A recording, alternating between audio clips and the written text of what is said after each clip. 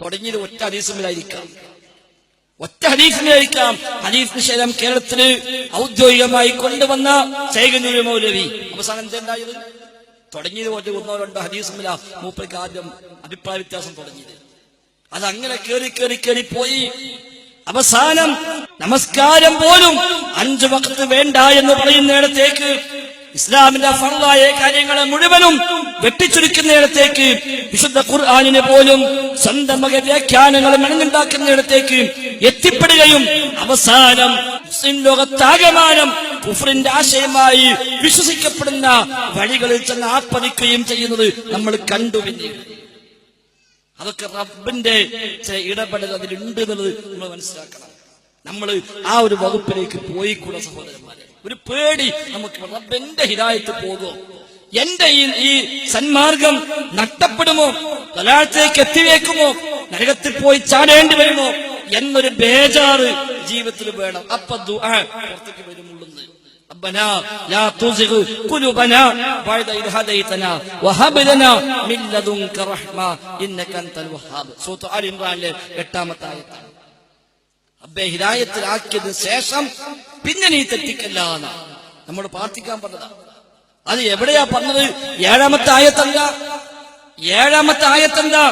മുതശാബിഹും മുഹ്കമായ ആയത്തുകളെ പറ്റി പറഞ്ഞിട്ടാ അല്ലാഹ് ശേഷം പറഞ്ഞത്. അല്ലാഹുവിന്റെ ആയത്തുകളിൽ മുഹ്കമുണ്ട്, മുതശാബിഹുണ്ട്, വ്യക്തമായ സുവ്യക്തമായ വചനങ്ങൾ. എന്നാൽ അടിയുറച്ച ഇൽമുള്ളവർക്ക് മാത്രം അറിയാവുന്ന ചില പ്രയോഗങ്ങൾ വിശുദ്ധ ഖുർആനിൽ ഉണ്ട്. എല്ലാവർക്കും അറിയാത്ത, എല്ലാവർക്കും പെട്ടെന്ന് മനസ്സിലാവാത്ത ചില പരാമർശങ്ങൾ ഖുർആനിലുണ്ട്. എന്നാൽ ഹൃദയത്തിൽ രോഗമുള്ള ആളുകൾ അതിന്റെ പിന്നാലെ പോയി അതിന് ചില വ്യാഖ്യാനം കണ്ടെത്തി അതിലൂടെ അവരെ ഫിത്ന ഉദ്ദേശിച്ചുകൊണ്ട് രംഗത്ത് വരുന്നു. എന്നിട്ടാണ് അടുത്ത ആയത്തിൽ പറഞ്ഞത്, എന്നാ വിശ്വാസികളെ പ്രാർത്ഥന റബ്ബനാ ലാ തുസിഗ് ഖുലൂബനാ ബഅദ ഇദ് ഹദൈതനാ. റബ്ബേ നീ ഞങ്ങളെ ഹിദായത്തിലാക്കിയതിനു ശേഷം, നീ ഞങ്ങൾ നേർവഴിയിൽ ചേർത്തതിനു ശേഷം നീ ആ വഴിയിൽ നിന്ന് ഞങ്ങളെ തെറ്റിച്ചു കളയുന്ന റബ്ബേ എന്ന് പ്രാർത്ഥിക്കാൻ റബ്ബ് നമ്മോട് ആവശ്യപ്പെടാം.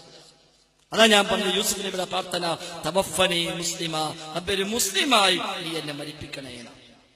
ആ നിലയ്ക്ക് മനസ്സറിഞ്ഞ് ആത്മാർത്ഥമായി ഇസ്ലാം എന്ന് വഴിമാറിപ്പോയിട്ടെങ്ങാനും മരിക്കുന്നൊരു ഗതി എനിക്ക് വരുമോന്ന് പേടിച്ചിട്ട് റബ്ബേ എന്നെ മുസ്ലിമായി മരിപ്പിക്കണേ എന്ന് പ്രാർത്ഥിക്കാൻ നമുക്ക് എന്തെങ്കിലും സാധിച്ചിട്ടുണ്ടോ എന്നുള്ളത് ഞാൻ നിങ്ങൾ ആലോചിച്ചാൽ മതി.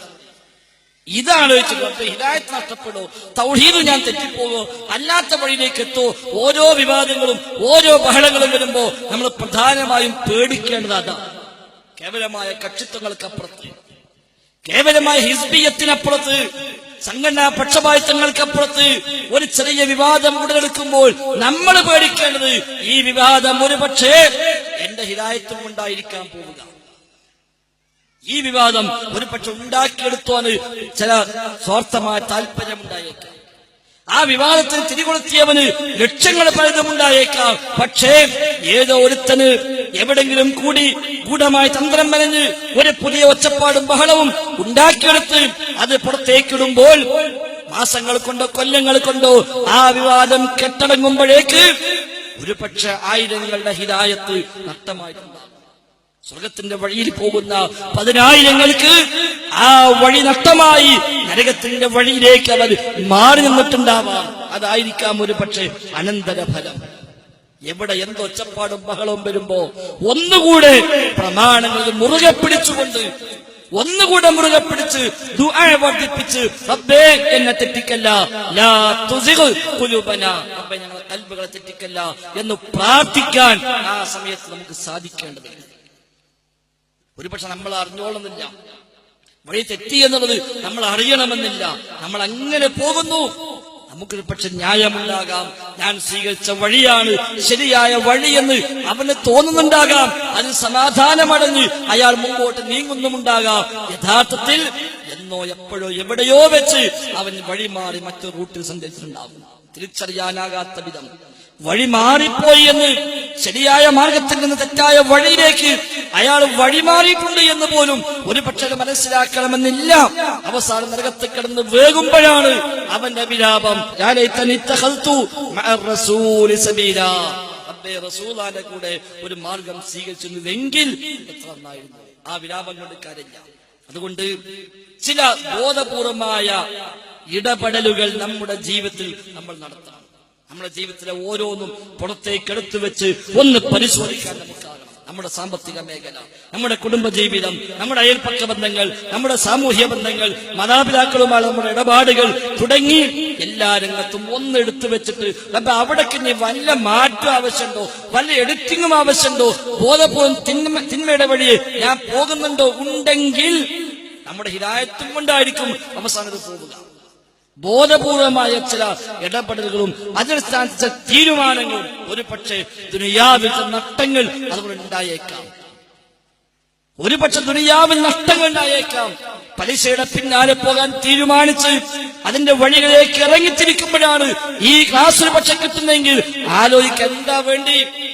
പലിശയ്ക്ക് പണം എടുത്തില്ലെങ്കിൽ ഒരു പക്ഷെ വീട് വെക്കാൻ കഴിയില്ല.